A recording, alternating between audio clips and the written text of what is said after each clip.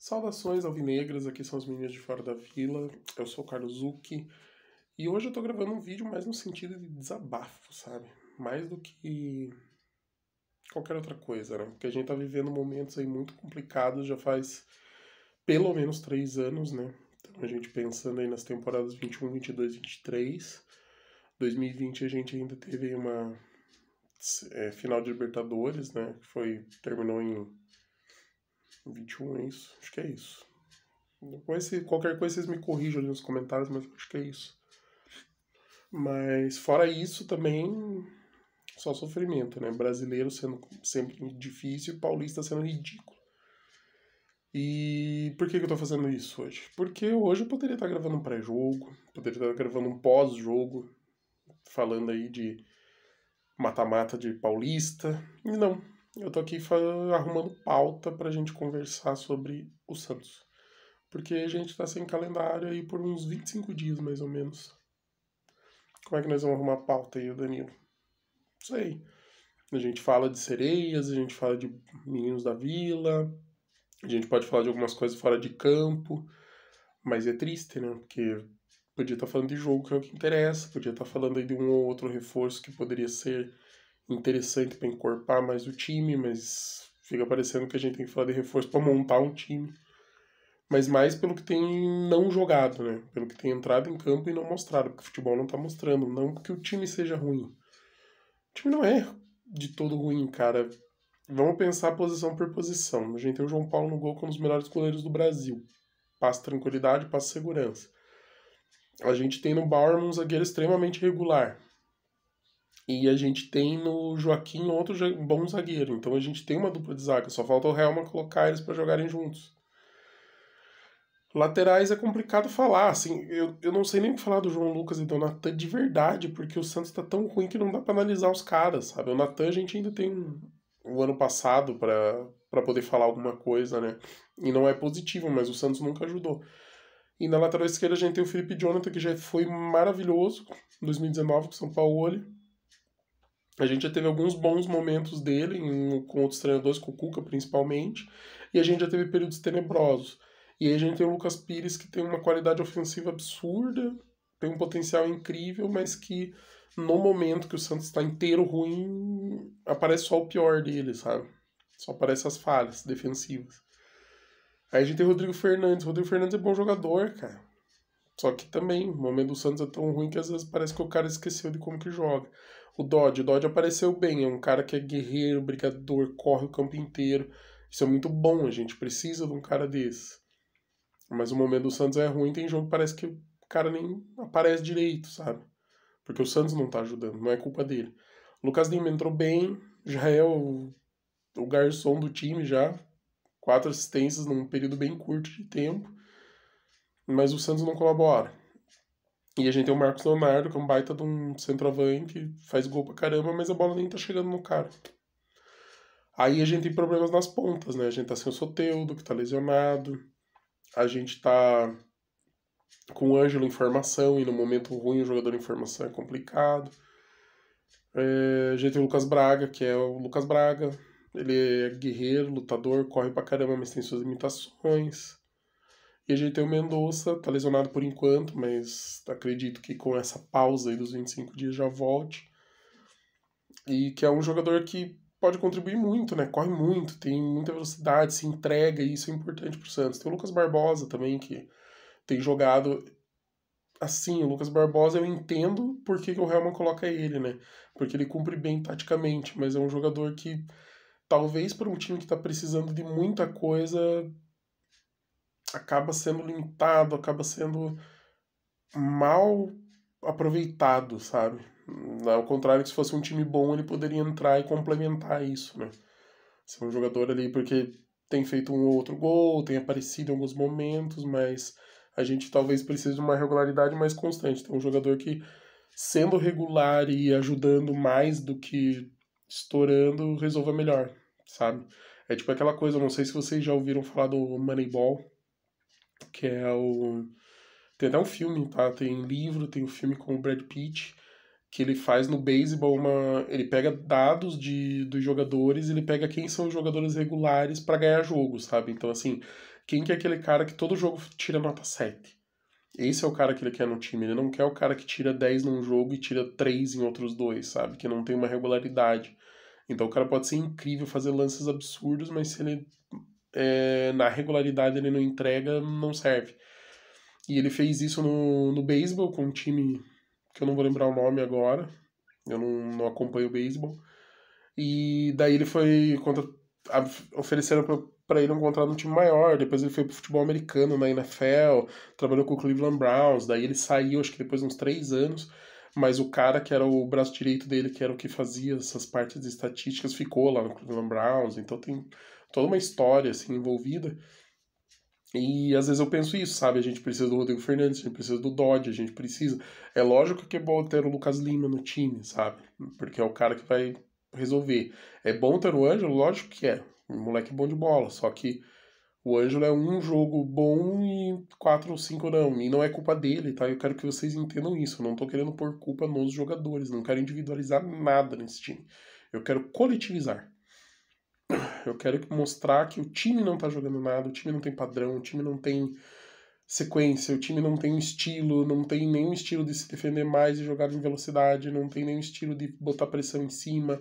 É um time que entra em campo e a gente nunca sabe o que esperar, a gente nunca sabe se o Santos vai ser meia boca, se ele vai ser competitivo, se ele vai ser um lixo total, ou se ele vai... Essa nunca vi arrebentar. Nunca vi. Pelo menos não nesse ano. E aí a gente pode começar a falar das insistências do Helman em alguns jogadores. A gente pode falar da insistência do Helman em esquema tático, sabe? Às vezes, talvez montar o Santos com um esquema diferente fosse mais interessante para o momento. Talvez montar com característica diferente, sabe? Vamos jogar fechadinho, já que a gente não tá dando conta. Vamos acertar o sistema defensivo pra gente não tomar gol e tentar matar o jogo, aproveitar a velocidade. Aí a gente consegue usar Mendonça, Lucas Braga, Ângelo, que são jogadores velozes, com o Lucas Lima para colocar esses, e o próprio Marcos Leonardo colocou o Lucas Lima para enfiar a bola para esses caras em velocidade, tem grande chance de sair coisa boa, sabe? E ali você ter o Dodge, que é o carregador de piano, você ter o Rodrigo Fernandes, que é o cara que faz serviço sujo, pô, dá pra ver potencial. E aí a gente começa até a pensar nos laterais apoiando, sabe? Correndo, quando a jogada passa pelo lado dele e tal, ou para fazer inversão rápida de jogada. Coisa que hoje a gente não vê, porque a gente não vê nem jogada de contra-ataque, nem criação, nem compactação. Se o time pelo menos jogasse com as linhas compactas, seja bem na frente do campo, bem para trás, ou então ocupando espaço. Parece que toda segunda bola sobra para o adversário. Parece que tudo. Eu também estou muito no último jogo ali da classificação ali do Paulista, né? Quando era só a gente ganhar e a gente perdeu. Na verdade, se a gente tivesse empatado, tinha classificado. Às vezes até melhor para não passar vergonha, né? Talvez a gente estivesse tomando um cacete esse fim de semana, hein? Então tem muita coisa nesse sentido. Precisamos de reforço? Com certeza, sabe? Eu insisto que principalmente os pontas são problemáticos no time do Santos. Principalmente os pontas. Porque a gente não tem consistência e sem o Soteldo a gente não tem esse cara que dá essa qualidade diferenciada. Agora que tem o Lucas Lima no meio, o Soteldo poderia jogar na ponta, mas grande chance aí do Soteldo talvez até passar pelo Santos e não jogar mais, né? Porque o contrato dele é só até o meio do ano. O Santos vai ter que comprar ele para poder ficar com ele.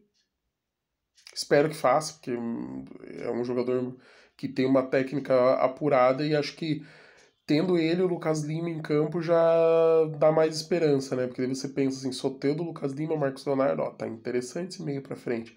Com o Fernandes e o Dodge dando essa sustentação, bacana, né? Tipo, já começa a ficar um desenho interessante. E assim, daí eu vi algumas matérias falando o que o Santos precisa fazer nesses dias aí e tal, e a principal era arrumar o problema da bola parada. Concordo. Eu acho que o Santos tem que rever muita coisa, sabe? Tipo, eu vi posicionamentos estranhos, esse negócio de marcar por zona que o Odair falou também. É interessante, os jogadores preferem, porque em teoria não ficam comprometidos, mas aparentemente eles não estão entendendo. E aí, talvez o ideal fosse fazer uma marcação mista, você ter jogadores em pontos-chave, nas zonas ali da área, e outros que fossem na marcação individual contra os principais cabeceadores adversários. E isso tem o departamento de scout, os caras fazem essa análise pro treinador antes de cada jogo. Então daria para ver as jogadas ensaiadas do adversário, quem são os principais jogadores, qual que é a marcação que tem que fazer. E aí esses principais você coloca os nossos principais cabeceadores para marcar individualmente. Mas mesmo assim você vai ter jogadores na zona para fazer cobertura, sabe? Mas isso eu tô especulando pensando assim na minha experiência com o futebol americano, que tem marcação individual e marcação por zona também. E pelo tanto que eu acompanho de futebol, né? E estudo um pouco de tática também. Perdão. Então tem muita coisa para ver, tem que acertar o sistema ofensivo para acertar melhor a pontaria, para criar mais chances de gols. O Santos se mexe pouco, sabe? De vez em quando sai uma ou outra jogada mais trabalhada, jogadores envolvendo, aparecendo, mas a maioria das vezes é tipo assim, o time faz isso 2, 3 vezes no jogo. Não dá, cara, isso daí tem que ser o tempo inteiro, tá com a bola, tem que conseguir criar. Quanto mais a gente dominar o jogo, menos chance de tomar gol, e quanto mais a gente criar, mais chance da gente fazer gol e garantir resultado. Porque aí você começa a pensar em 2, 3. A partir do momento que você faz uns 3-0, dificilmente o adversário consegue se recuperar, né? Desculpa, tô gripado.